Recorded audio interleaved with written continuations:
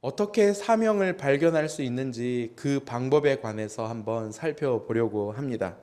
말씀을 준비를 하다가 보니까 이 부분이 참 중요하기도 하고 또 우리가 함께 살펴보아야 할 내용이 좀 많아서 설교를 두 편으로 나누어서 준비했습니다. 오늘 사명을 발견하는 방법 첫 번째 시간인데요. 오늘은 이제 다음 주에 본격적으로 다루게 될 사명을 발견하는 방법 세 가지, 그 세 가지를 살펴보기 전에 이제 사명을 발견하기 전에 놓아야 할 기초 두 가지를 함께 나누어 보려고 합니다. 혹시 이제 오늘 말씀을 통해서 드디어 이번 주에 내가 사명을 한번 발견해 보겠구나 라고 기대를 하셨던 분들은 살짝 실망하셨을 수도 있는데 오늘 말씀을 잘 들으면 더 큰 선물을 여러분들이 받게 될 것이라고 확신합니다. 왜냐하면 기초가 중요하기 때문입니다. 그래서 오늘 이 말씀의 기초를 여러분 잘 놓아서 다음 주에 이제 사명을 발견하는 세 가지 질문과 그 질문에 따라서 우리가 어떻게 사명을 발견하는지, 그리고 그 다음 주 이제 사명 시리즈 설교 마지막 다다음 주 설교 때는 우리가 이제는 실제로 한번 우리의 사명을 적어보는 그런 시간도 가질 테니까요. 네, 기대하시고 오늘 말씀을 잘 들으셨으면 좋겠습니다. 자, 이제 다음 주에 사명을 발견하는 실제적인 방법을 세 가지를 다루기에 앞서서 오늘 우리가 놓아야 할 기초 두 가지를 살펴볼 텐데요. 자, 사명을 발견하기 전에 놓아야 할 첫 번째 기초입니다. 다 함께 읽어보겠습니다. 시작. 하나님이 사람을 세우시는 5단계 과정을 이해해야 합니다. 여러분들은 사명이 있으신가요? 그렇다면 혹시 사명을 어느 정도 이루고 계십니까?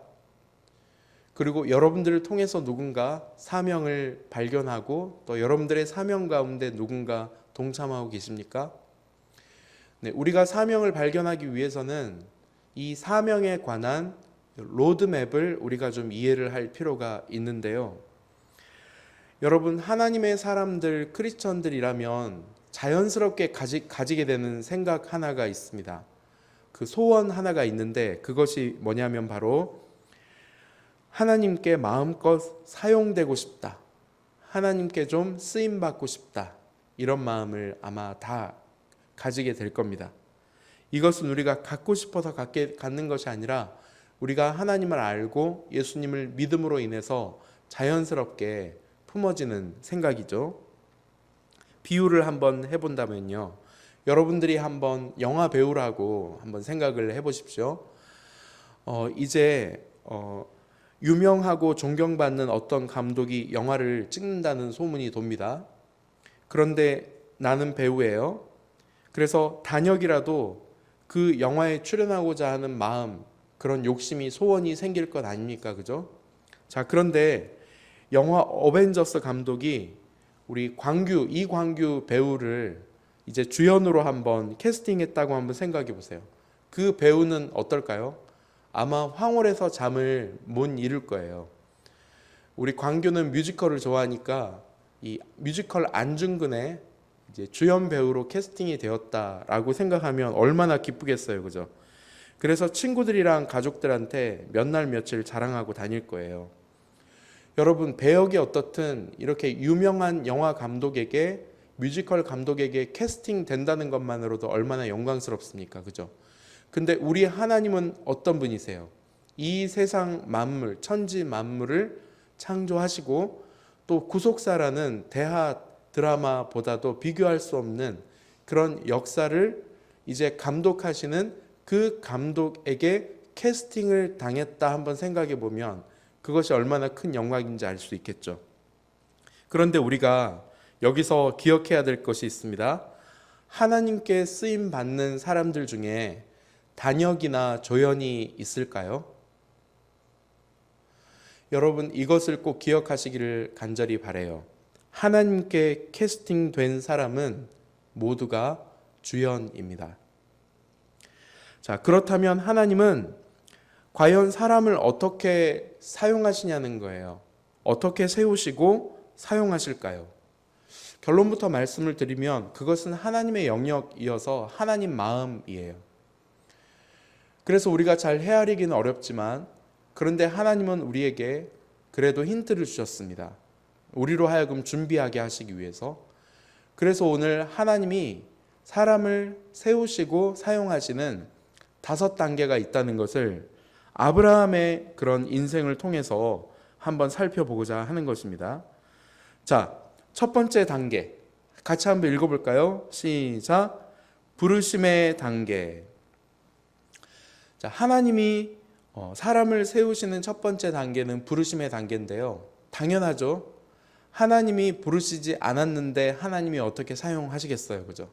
근데 여기서 부르심이라는 것은 어떤 부르심이냐면은 마치 죄악이 가득한 그 우상 숭배로 가득한 그 갈대아 우르 땅에서 아브라함을 부르신 것처럼 이제는 새 신분으로 새로운 인생으로 우리를 구원해 주신 것을 바로 부르심이라고 말씀하고 있습니다.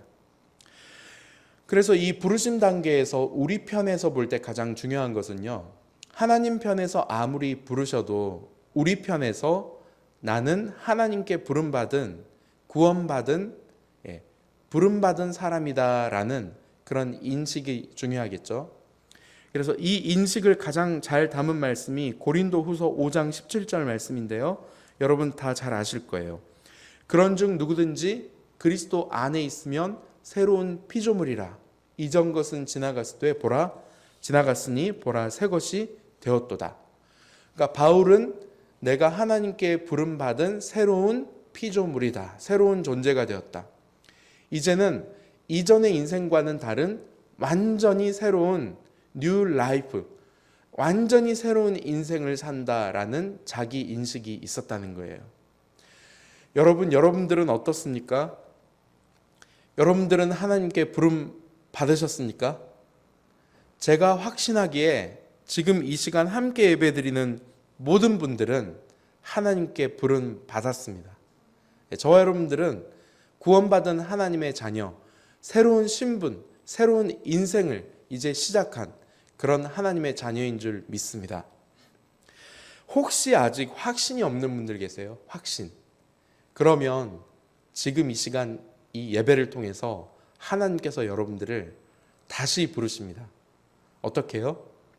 너의 이전의 인생은 사명과 상관없는 인생이었다면 오늘 이 예배부터 나와 함께 사명 따라 사는 새로운 인생 살자라고 여러분들을 부르십니다. 그 부르심에 응답하시기를 바랍니다.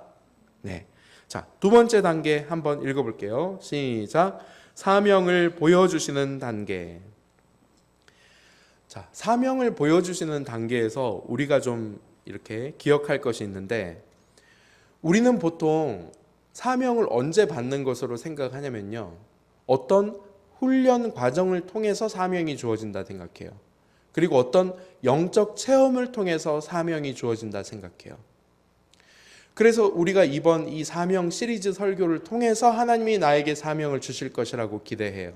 혹은 사명 캠프라는 곳에 가서 사명과 비전에 대한 설교를 듣다가 어떤 신비한 체험을 통해서 하나님이 나에게 사명을 주신다고 생각을 해요. 그런데 성경은 좀 다르게 말해요. 하나님은 훈련을 하거나 아브라함이 어떤 행동을 했기 때문에 아브라함에게 사명을 주셨다고 기록하지 않습니다. 오히려 오늘 본문 말씀을 보면 아브라함을 부르신 직후에 사명을 주셨어요. 아브라함이 하나님을 아직 몰랐을 때 그 가득한 우상을 만드는 우상 공장에서 공장장으로 일할 때 하나님이 아브라함을 부르셨고 부르신 직후에 사명을 주셨다는 거예요. 그래서 오늘 말씀을 다시 한번 읽어볼게요. 창세기 12장 2절 3절 제가 한번 읽어드릴게요. 내가 너로 큰 민족을 이루고 내게 복을 주어 내 이름을 창대하게 하리니 너는 복이 될지라. 심지어 어떤 사명까지 주시냐면 땅의 모든 족속이 너로 말미암아 복을 얻을 것이라 라는 사명 비전까지 주셔요. 어떤 아브라함에게요? 어제까지 우상 공장장이었던 아브라함에게 부르시자마자 사명을 주셔요. 아브라함만 그럴까요? 요셉은요? 요셉은 어렸을 때 아무것도 모를 때 소녀에게 2번 꿈꾸게 하셔서 사명 주셨어요. 그리고 모세는요, 이제 실패자 모세, 광야로 가서 이제는 완전히 실패해버린 모세에게 주셨어요. 그 떨기나무 가운데서 모세를 부르셨잖아요. 그죠? 그 전까지 하나님께서 모세 부르셨어요? 엄마를 통해서 신앙교육은 하셨지만 인격적으로 부르신 건 떨기나무 가운데서 부르셨거든요. 그리고 부르시자마자 뭐 주셨어요? 사명 주셨잖아요. 그죠? 다윗도 왕이 되고 나서 이제 너에게 사명 준다 그랬습니까? 아니요. 왕으로 등극하기 전에 사무엘로부터 기름 부음 받을 때 사명을 주셨어요. 먼저 사명을 주셨다는 거예요. 여러분, 다음 주와 다다음 주에 우리가 사명을 발견하는 실제적인 시간을 가져볼 거예요. 근데 아마 여러분들 중에 이런 어떤 깨달음을 얻는 분들이 혹시 있을지도 몰라요.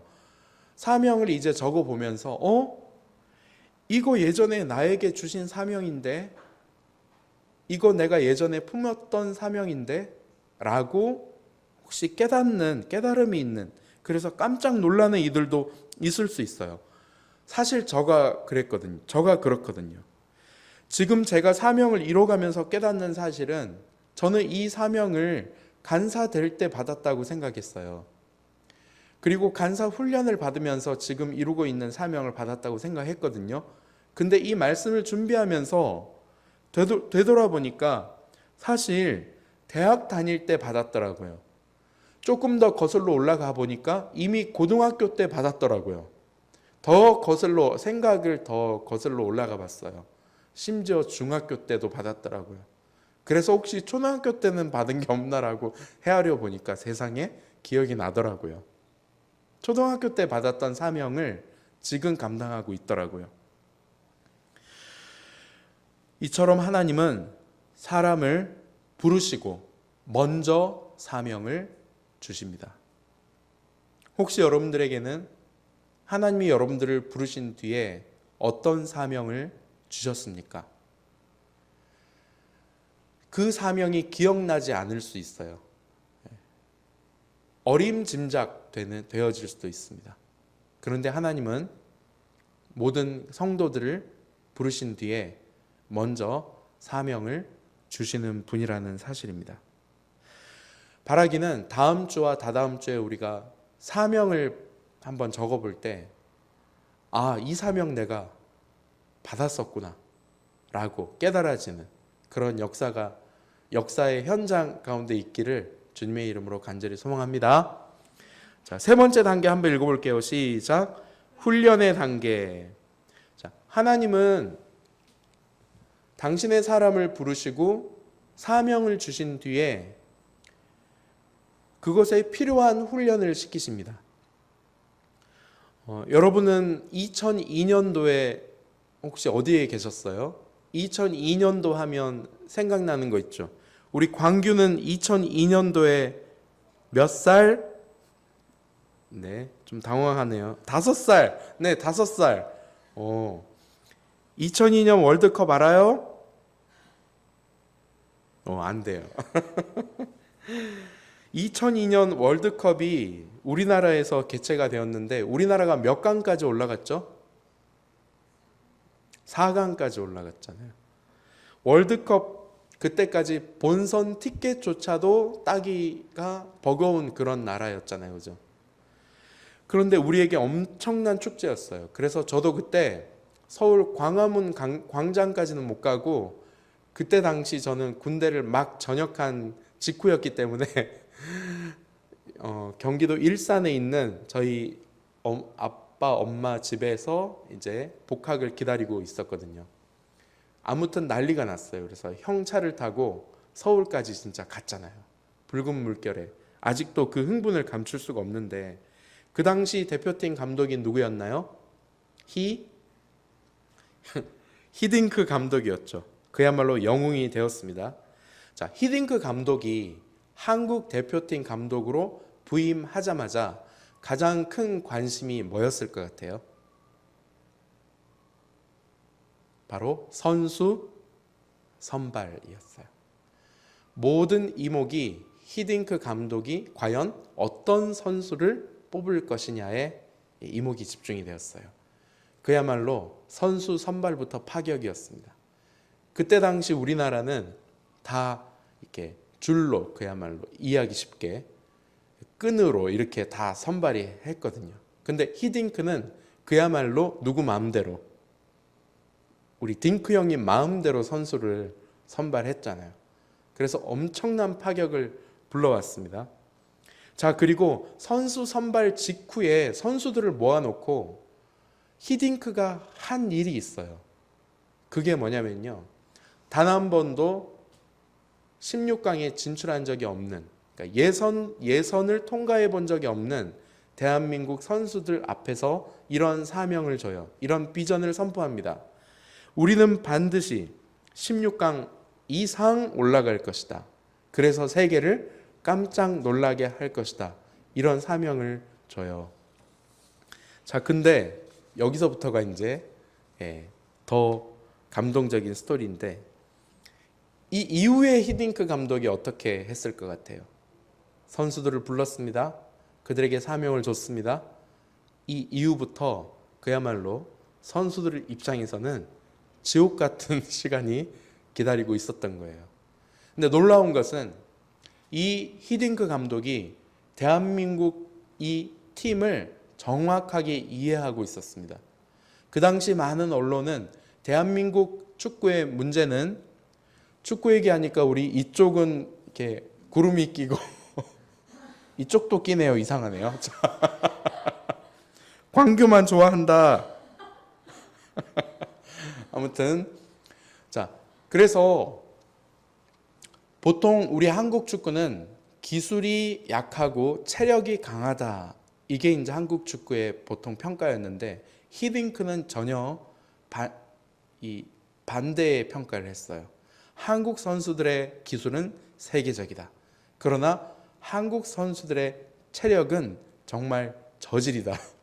그래서 이때부터 무슨 훈련을, 고강도 체력 훈련을 하기 시작한 것입니다. 이 히딩크 감독이 정확하게 선수들의 약점이 무엇인지 알고 있었기 때문에 과학적이면서도 고통스러운 훈련을 계속 한 거예요.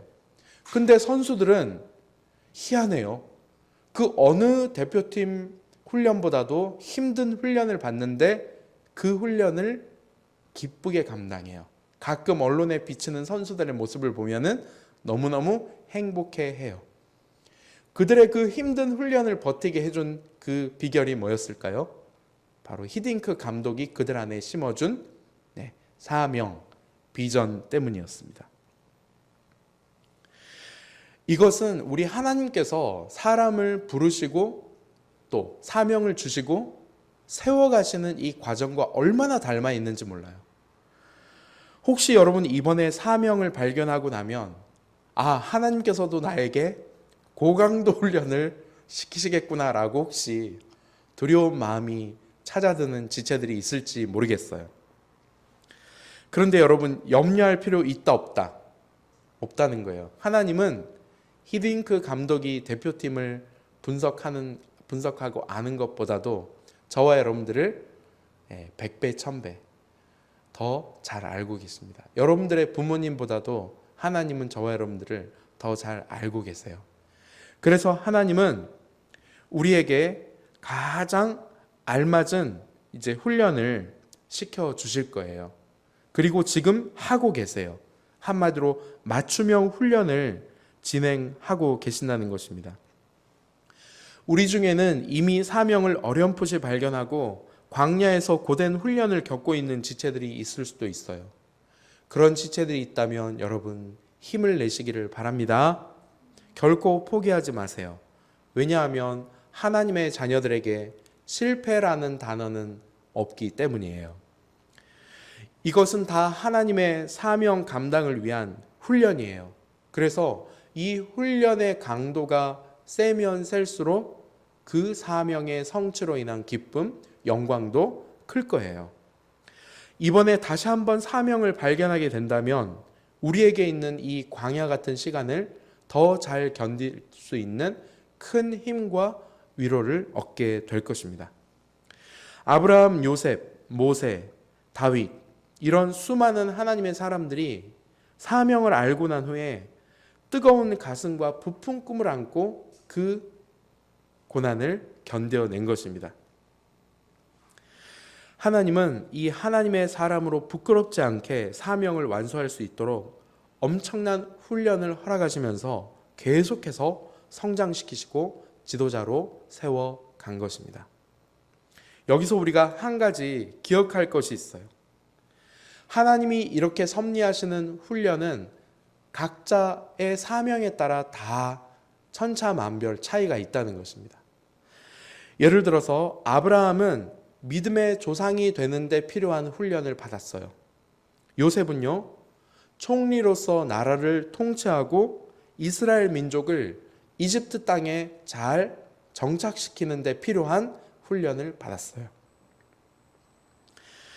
사무엘은요, 이스라엘의 선지자로서 특화된 훈련을 받았고, 다윗은요, 최고의 통일 왕국을 만들고 통치할 수 있는 능력을 훈련받은 거예요.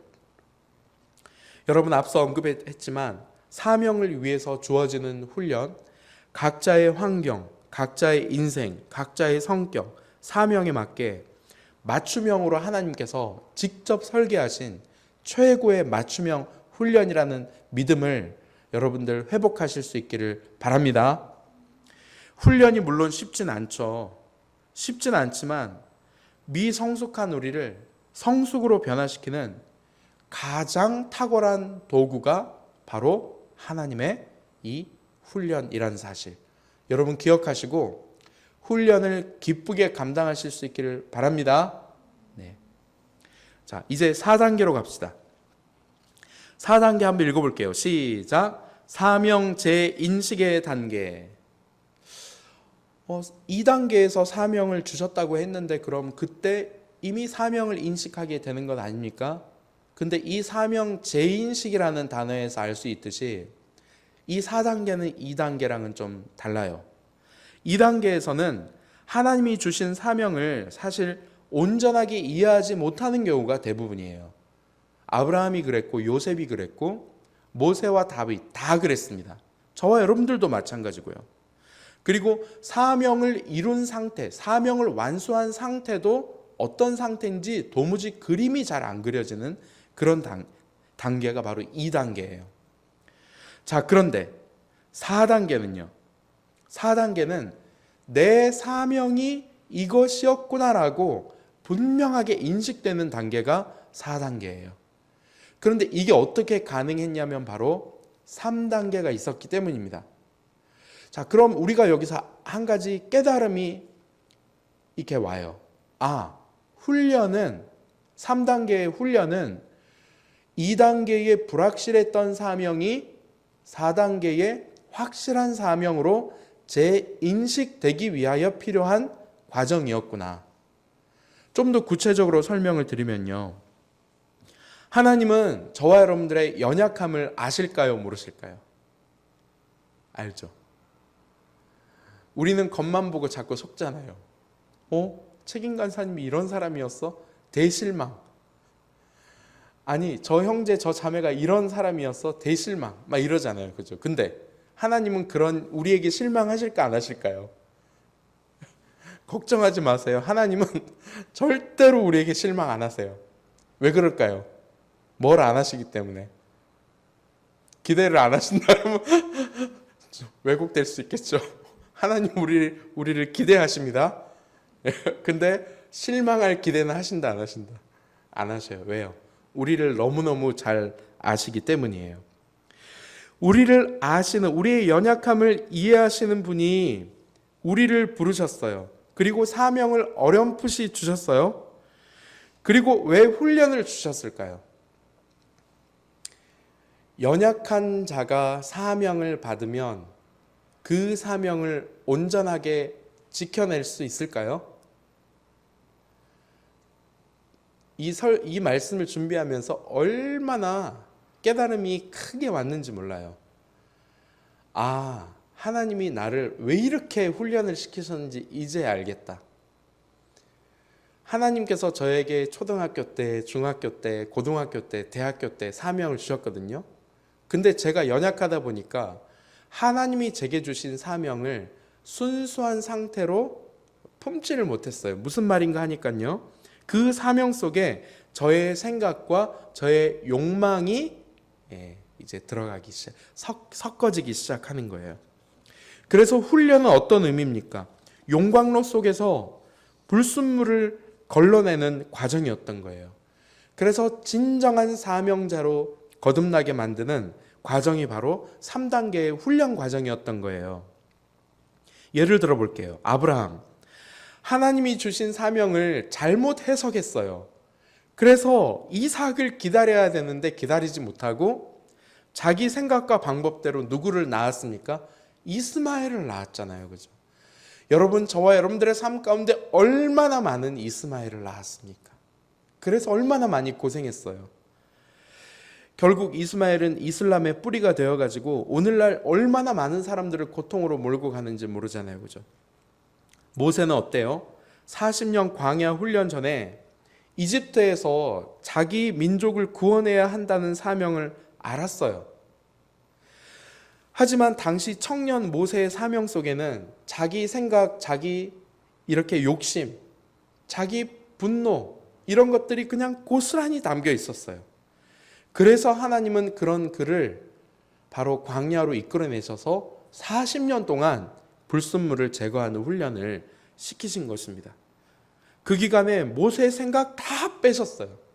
모세의 욕심도 다 뺐어요. 모세의 습관도 다 뺐고요. 오로지 모세 안에 그 순수한 사명만 남게 되었어요. 훌륭한 지도자의 역량을 길러주신 거죠. 여러분 기억하세요. 하나님은 훈련을 통해서 저와 여러분들의 인간적인 생각과 욕심을 걷어내고 계세요. 이것이 복입니다. 그리고 우리 안에 진짜 온전한 사명만 드러나도록 지금 훈련하고 계세요. 그래서 사명을 재인식하게 만들고 계시는 거예요.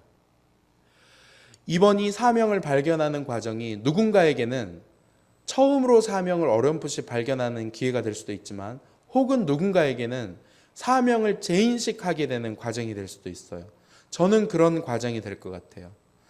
제 이 지난 책임간사 사역의 기간도 그렇고 간사 사역의 기간 그리고 대학 ESF 훈련의 기간 그 전에 예수님을 만나고 이제 사명을 받은 이후부터 혹독하게 치렀던 이 훈련의 의미 나에게서 인간적 생각, 습관, 방식 다 빼시고 이제는 내가 너를 통해서 이루려고 했던 진짜 사명이 뭐고 너는 이 사명을 어떻게 이룰 수 있는지를 깨닫는, 재인식하는 그런 시간이 될 것 같아요.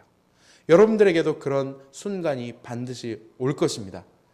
그러니 이 훈련, 우리를 불로 연단하는, 그래서 모든 불순물을 제거하는 시간이라는 사실을 기억하시고 인내하시길 바라요. 그래서 욥이 뭐라 그랬어요?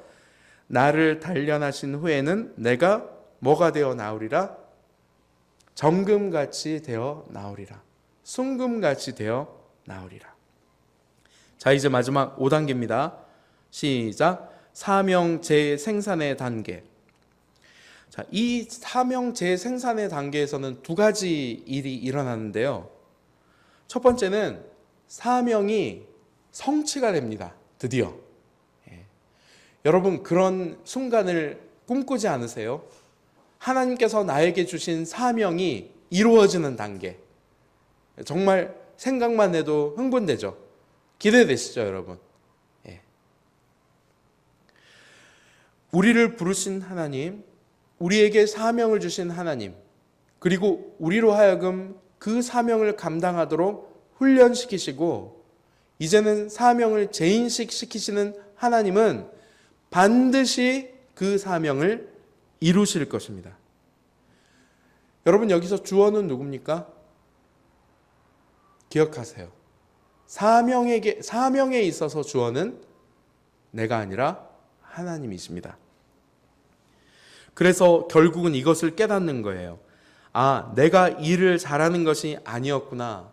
하나님의 나를 훈련시키시는 목적은 일을 잘하는 사람을 만드시는 것이 아니었구나. 그럼 어떤 사람요?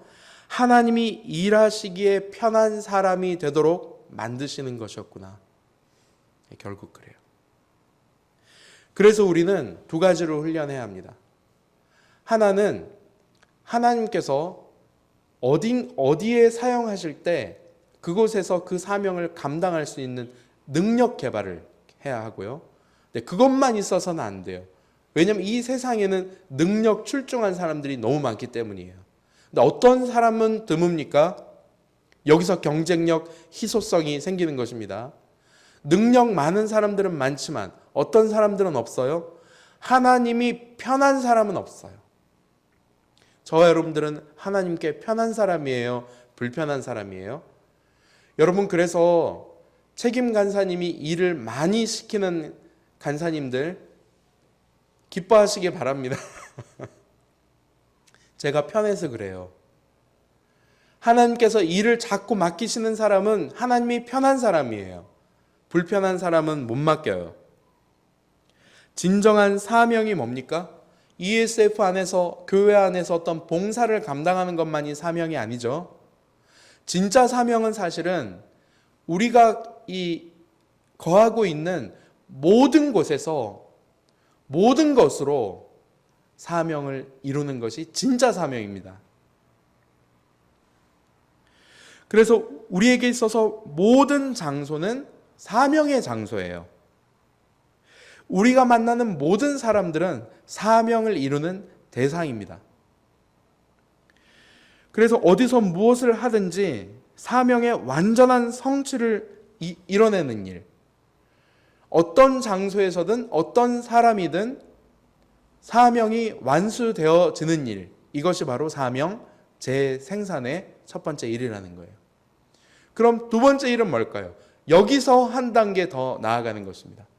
재생산이 뭡니까? 다시 생산된다는 것입니다.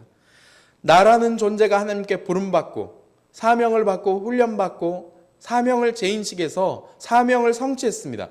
그런데 나의 그 사명 완수가 이제는 다른 사람에게까지 영향력을 미치는 거예요. 두 가지 방식입니다. 하나는 나의 사명 완수에 많은 사람들을 동참시키는 그런 재생산이 일어나는 것입니다. 또 하나의 그 형태는요, 내가 비록 온전히 그 사명을 다 성취하지 못했을지라도 이제 내 후손들에게, 다음 세대들에게, 내 후대의 책임 간사님께, 내 후대의 간사님께, 내 후대의 사람들에게, 내 자녀가 바로 그 사명을 완수하도록 세우는 역사가 나를 통해서 일어나는 것, 그것이 바로 사명 재생산의 역사예요. 여러분, 저와 여러분들이 지금 이 자리에서 예배를 드리고 있는 것은 굉장히 역사적인 일입니다. 누군가 우리를 재생산해 주지 않았다면 우리는 이 자리에 있을 수 없어요. 혼자서 이룰 수 있는 꿈은 절대로 큰 꿈이 아니다라는 말이 있어요. 저는 이 말이 너무 좋아요. 그리고 사명은 끊임없이 재생산되며 천년을 간다라는 말도 있습니다. 아담에게 주셨던 이 땅을 정복하고 다스리라는 사명이 이루어졌나요? 아담에게 주어진 사명은 이루었습니다. 그러나 하나님께서 아담에게 주신 사명은 온전히 아직 이루어지지 못했어요. 그 사명이 오늘 저와 여러분들에게까지 재생산되어 이제 주어졌습니다. 제가 지금까지 말한 하나님이 사람을 세우시는 5단계를 한눈으로 한번 보겠습니다. 자, 한번 단어만 읽어볼게요. 시작. 주심, 훈련, 사명 재인식, 사명 재생산. 이 사명의 5가지 단계를 꼭 기억하고 계시기 바랍니다. 네. 자, 사명을 발견하기 전에 놓아야 할 두 번째 기초입니다. 함께 읽어볼게요. 시작. 하나님을 만나야 합니다.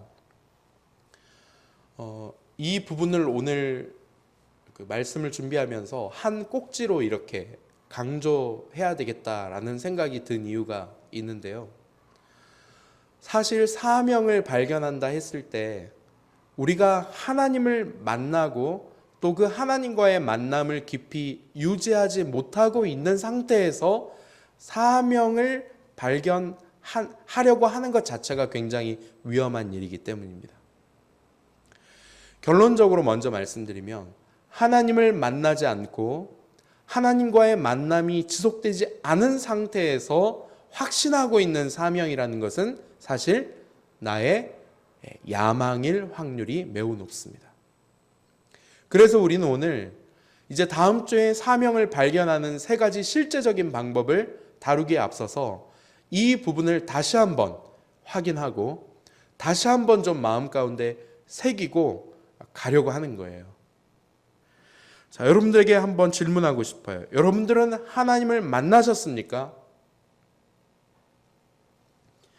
이 질문이 당황스러우신 분들이 계실 거예요. 그런 분들은 하나님을 만난다라는 개념을 이렇게 생각하고 있을 가능성이 높아요.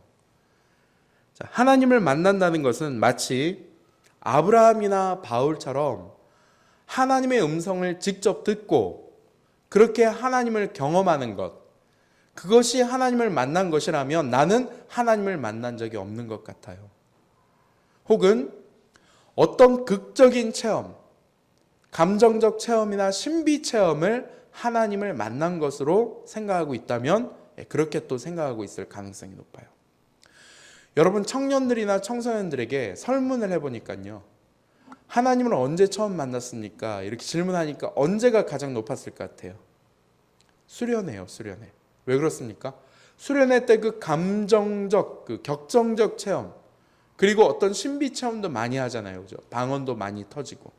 그러다 보니까 그때 하나님을 만났어요 라고 대답하는 사람이 제일 많았다는 거예요.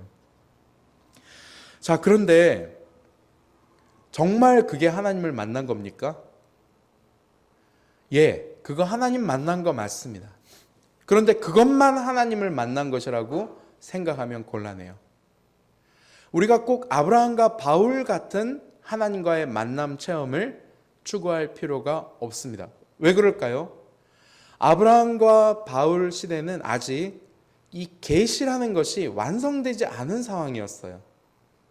그렇기 때문에 하나님은 직접 계시를 그들에게 주신 것입니다. 소위 요즘 말하는 직통 계시예요. 근데 요즘은요, 저와 여러분들이 살고 있는 오늘날은 이 계시가 성경 66권으로 완성, 종결이 되었어요. 그래서 하나님을 만나기 위해서 우리가 굳이 그런 격정적 신비적 체험을, 그래서 1년에 한두 번 할까 말까한 그 체험을 사모하며 구할 필요가 있다 없다? 없다는 겁니다. 오히려 우리는 아브라함과 바울보다도 훨씬 더 유리한 사람들이에요. 하나님을 만나는 데 있어서. 왜 그렇습니까? 오늘날 우리가 하나님의 계시가 완성의 형태로 담긴 성경을 펼쳐서 이제 성령님의 감화 감동을 통해서 이 성경 말씀을 통해서 하나님을 깊이 만날 수가 있기 때문입니다. 아브라함과 바울이 하나님을 만난 방법보다 사실 이 방법이 더 좋아요. 그래서 우리는 기다리지 않아도 돼요. 아브라함과 바울은 기다렸잖아요. 그죠? 근데 우리는 기다리지 않아도 돼요. 우리는 언제든지 성경 한 권 들고 하나님 앞에 나아가서 성령의 인도하심을 구하면서 하나님과 언제든지 만날 수 있습니다. 하나님의 음성을 들을 수 있습니다. 이것이 성경이 우리에게 말씀하는 하나님과의 만남이에요. 그리고 하나님과의 만남의 지속이에요. 이게 바로 성경이 우리에게 가장 분명하게 가르쳐주는 만남이에요. 따라서 누군가가 자신의 사명을 제대로 발견하지 못하고 있다는 것은 그 사명을 주시는, 또 그 사명을 이제 훈련시키시고 그 사명을 재인식하게 해주시는 하나님을 잘 알지 못한다는 거거든요. 하나님을 알려면 하나님을 만나야 하는데 내가 아직 내 사명이 무엇인지를 제대로 알지 못한다? 그것은 성령님의 인도하심을 받아서 말씀을 충분히 읽고 묵상하고 듣고 공부하지 않았다는 증거예요. 제가 그랬습니다. ESF에 오기 전까지 저는 그야말로 말씀을 전혀 몰랐어요.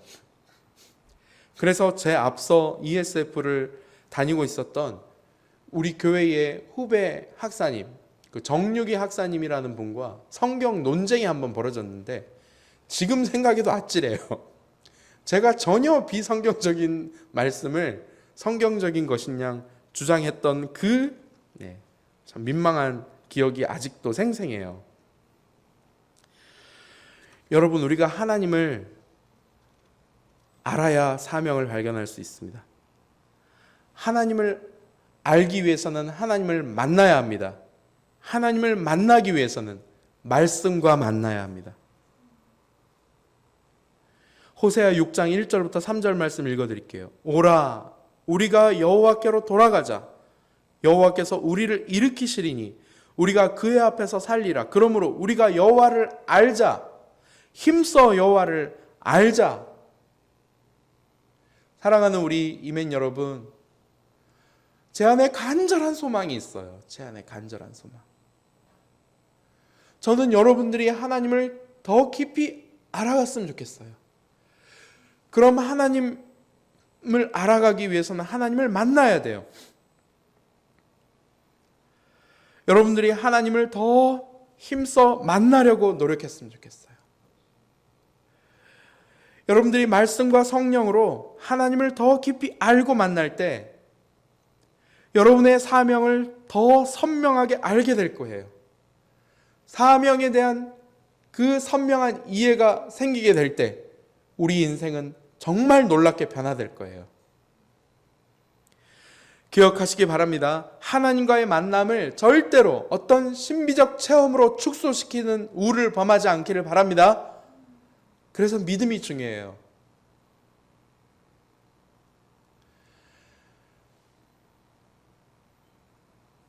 저는 하루에 5가지 방식으로 말씀을 먹습니다. 요즘 비가 깡이라는 뮤직비디오로 다시 뜨고 있죠. 역주행을 하고 있는데 조회수가 엄청난가 봐요. 음원이 갑자기 소득이 그 길이 또 만들었다면서요. 그래갖고 그 길이 그 수익을 다 또 이렇게 어려운 이웃들 돕는데 기증하겠다고 기부하겠다고 그랬잖아요. 그래서 이 깡 영상을 하루에 5번, 10번, 1일 5강, 1일 10강 그런다면서요. 그래, 저는 그들은 1일 5강, 1일 10강 할지라도 나는 1일 5경 해야 된다. 여기서 경이에요. 성경할 때 경. 죄송해요. 1일 5경. 저는 아침에 딱 일어나면요 1시간 정도 기도합니다. 새벽 한 5시부터 6시까지 열심히 기도하고 운동해요. 한 1시간 정도. 그리고 한 8시부터 좀 늦으면 8시 반 9시부터 한두 시간 정도 집중해서 말씀을 먹습니다. 5가지 방식으로 먹어요. 첫 번째는 주일 설교 말씀을 이렇게 다시 요약된 걸 읽으면서 마음속 깊이 새겨요. 얼마나 은혜로운지 몰라요.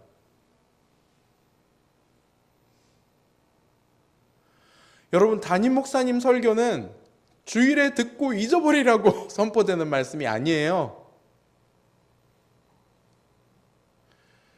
그래서 우리의 신앙의 선배들은 담임 목사님 설교 내용을 예배 끝나고 나눴어요. 우리 ESF처럼. 그리고 그 말씀을 집에 가서 또 연구했어요. 그리고 주중에 또 모여서 또 나눴어요. 그대로 살고 있는지 안 살고 있는지를 점검하려고. 그리고 주일에 와서 지난주에 어떻게 살았는지를 또 나눠요. 이게 주일 공예배 설교의 권위였어요. 위험이었어요. 누가 문제입니까? 물론 설교자들의 회심도 필요하지만 청중들의 회심도 동시에 따라야 될 줄 믿습니다. 여러분 요약하십시오. 주일 설교를. 그리고 매일 봐야 합니다. 매일 점검해야 합니다. 하나님께서 여러분들의 담임 목사님을 통해서 여러분들에게 말씀하도록 질서를 세우셨기 때문입니다. 그리고 그것이 끝나면 저는 일용할 양식 큐티 본문으로 성경을 묵상하고 소감을 작성합니다. 묵상한 구절 가운데 와닿는 그 주님이 주시는 그때그때 음성들을 체크해서 바로바로 소감을 작성합니다. 얼마나 좋은지 몰라요. 주님과 만나요, 진짜 그때. 주님이 저에게 말씀해 주시잖아요. 기도를 계속했으면 좋겠어. 기도에 감사했으면 좋겠어. 깨어 있으면 좋겠어. 네, 주님, 계속 기도할게요. 그리고 복음을 전하는 자들을 위해서 기도했으면 좋겠어. 아, 그렇네요, 주님. 제가 너무 저를 위해서만 기도했네요. 선교사님들 정말 기도가 필요할 텐데 코로나 때문에 기도할게요. 때로는 위로, 때로는 책망, 때로는 교훈. 얼마나 은혜롭고 감사한지. 하나님을 만나. 그리고 그 구절들 가운데 와닿는 구절을 하루에 시간이 날 때마다 보면서 암송을 해요. 얼마나 은혜로운지 몰라요. 그리고 맥체인 성경 읽기표를 따라서 매일 성경 4장을 읽어요. 다 이해하지 못해도 내 영혼에 막 생수가 부어지는 것 같아요. 얼마나 좋은지요. 영혼이 막 정화되는 느낌이 들어요. 다 씻겨 내려가는 느낌이 들어요. 그리고 마지막으로 성경 공부를 해요. 나름의 스케줄을 가지고. 얼마나 큰 깨달음이 있는지. 같은 말씀인데 매일 달라요. 매주 다르고 매월 다르고 매년 달라요. 이게 말씀의 힘 아니겠어요? 그죠? 엄청나게 긴 시간이 흘렀습니다. 3,500년이 흘렀어요. 성경이 기록된 지. 3,500년 된 책이 오늘날 우리에게 한 치의 오차도 없이 정확하게 적용될 뿐만 아니라 각 사람에게 알맞게 하나님이 음성을 주신다는 거예요. 너무 놀랍지 않습니까? 여러분, 하나님을 아는 지식은 하나님께로부터만 나와요. 그래서 성경이 놀라운 책입니다. 성경을 집으시길 바랍니다. 성경을 펴시길 바랍니다. 성경을 읽으시기를 바라요. 다시 한번 간곡히 부탁드려요. 우리 사랑하는 이멘 여러분, ESF에서 여러분들에게 권유하는 말씀 훈련에 성실하게 한번 동참해 보세요.